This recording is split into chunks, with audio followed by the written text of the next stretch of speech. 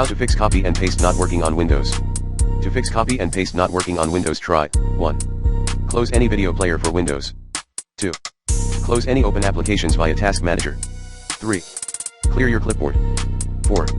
Run System File Checker as administration. 5. Update your device drivers using the recommended Avast driver updater in this video guide. 6. Delete any corrupted zones from your Windows registry. Path, HKey_current_user software Microsoft Windows current version internet settings zones. 7. Check for viruses and malware using the recommended Avast internet security in this video guide. 8. Undo recent system changes with System Restore.